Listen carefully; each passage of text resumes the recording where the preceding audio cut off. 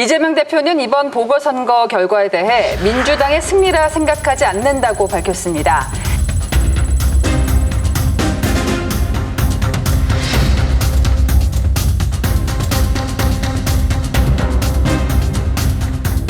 당장의 지도부의 권한을 강화하는 데 일시적으로 그거는 도움이 되겠지만 우리 체제로 그냥 공고히 해가지고 가면 내년 총선도 이길 수 있어라고 하는 이런 오만을 불러일으킬 수 있고요. 예. 그러면 내년 총선에서는 오히려 악재를 적용할 가능성도 굉장히 커 보입니다. 저기에다가 일단은 먼저 대걸레로 때려준 거지 우리가 잘해가지고 아하. 안 때린 게 아니에요. 근데 우리는 도취해가지고 그냥 예.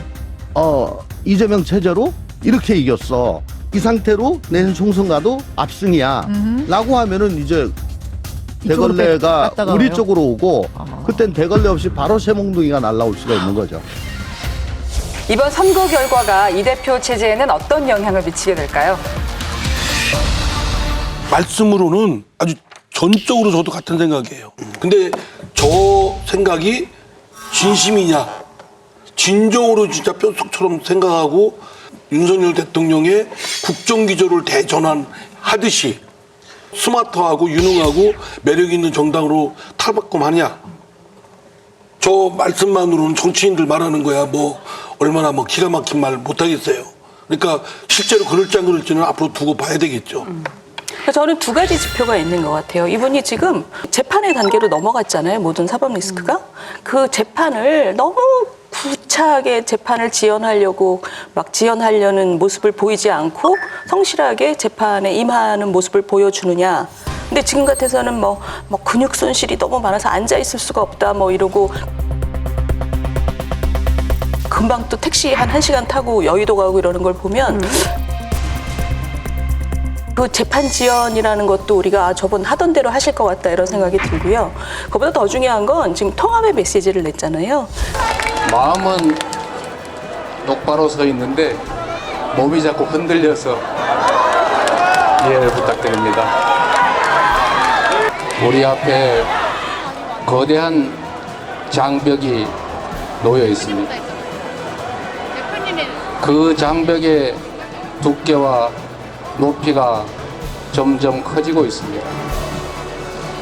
그러나 우리가 좌절하지 않고 우리 안에 작은 차이를 넘어서서 함께 손잡고 반드시 넘어야 하지 않겠습니까?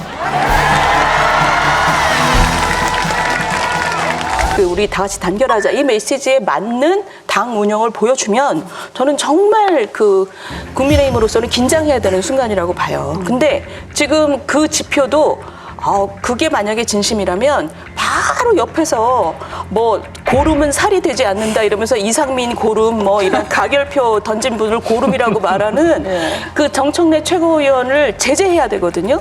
근데 그걸 전혀 입을 안 막고 있어요. 그 얘기는 이재명 대표가 통합이라는 메시지를 듣기 좋은 말을 자기가 입으로는 내밀지만 전혀 진정성이 없고 지금 밖에 있는 그 원외에 계신 분들을 다 데려와서 비명계를 어떻게 쫓아내고 친정체제를 구축하는 것만 생각하고 있는 거거든요. 그러니까 그 두 가지 지표를 봤을 때 민주당이 앞으로 국민들한테 지금 가지고 있는 이미지보다 더 좋아지기는 굉장히 어려운 것 같아요. 그러니까 이분이 뭐냐면 그 후보도 진경훈 후보도 처음에는 이재명 대표 이름을 걸지 않고 선거 유세를 했어요. 왜냐하면은 또 상대를 자극할 수가 있거든. 그것도 알아요. 그 민주당 사람들은 최소한 그 정도의 정책 감각가 있는 겁니다. 그래서 처음에 유세를 나온다라고 하다가 말았다가 막판에 딱 보니까 선거 여론조사 결과 딱 보니까 이거 이길만하네라고 하니까 막판에 유세 나온 거거든요. 그래서 숟가락을 얹은 거고 이것은 나의 승리다라는 명분을 딱 챙긴 거죠. 지금 결국은 근데 이제 그 다음에 이제 어떻게 되느냐라고 하는데 저는 이게 민주당이 덫에 빠졌다고 보거든요. 왜냐하면 첫 번째로는 이제 더 기세 등등할 겁니다. 그렇죠. 대표도 이제 기세 등등하고 영장 기각됐겠다. 최고위원회가 모든 것, 당직, 요직 모든 게 다 친명 체제가 돼버리는 거예요. 그 다음에 또 이것이 그 개딸과 같은 강성 지지층한테 확신을 줬거든요. 이렇게 하면 이기는구나. 그러니까 이들은 더 극성스러워질 거라는 겁니다. 라고 하면서 당이 빠져있는 덫에 그 수렁에 더 깊숙이 지금 빠져들어가는 거고 거기에 대한 국민들의 반감은 이제 분명히 생길 거라는 거고요. 두 번째는 장기적으로 보게 되면 뭐냐면은 이제 재판이 시작됐어요. 네. 재판이 시작됐고 지금 저쪽에서는 영장 기각됐으니까 무죄라고 하는데 아시지 않습니까? 영장 기각된 후에 뒤에 된 사람이 그 무죄 판결 받는 비율이 네. 3.6%거든요. 네. 이 중에서 하나만이라도 실형, 그것도 집행유예만 나와도 이 사람 피선거권을 잃어버려요. 또 하나는 요번에도 뭐냐면은 그 소명된 위증교사. 네. 이건 세거든요. 네. 이건 소명이 됐다. 아니, 그래서 사실 그 영장 기각 사유법이 야, 이거 판사가 그냥 작정하고 봐줬구나. 그러니까 하는데. 영장 기각이 곧 무죄를 의미하는 그렇죠. 건 아니잖아요. 근데 그 사람조차도 뭐냐고 소명이 됐다라고 얘기를 했단 말이죠. 그건 뭐 유죄 판결이 나올 게 확실하다는 얘기거든요.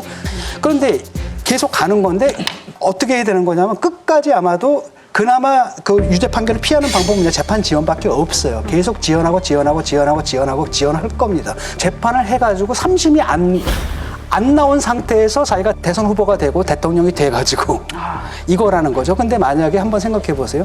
이 사람들이 이게 어느 순간에 이제 피선거권을 잃는 순간이 곧 올 겁니다. 뭐잖아. 그럼 민주당은 황당한 거예요. 지금 이 사람 외에 다른 대안을 갖다 다 밟아가지고 못하게 했는데 유일한 대안인 이 대선 카드가 날아가 버리는 거 중간에.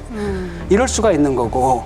그다음에 이제 본인도 아무리 버텨봤자 그게 얼마나 되겠습니까? 당대표를 하는 게 사실 당을 위해서 하는 게 아니거든요. 자기가 재판받는 유리한 조건들을 만들기 위해서 지금 하는 거고 이런 상태라는 거죠.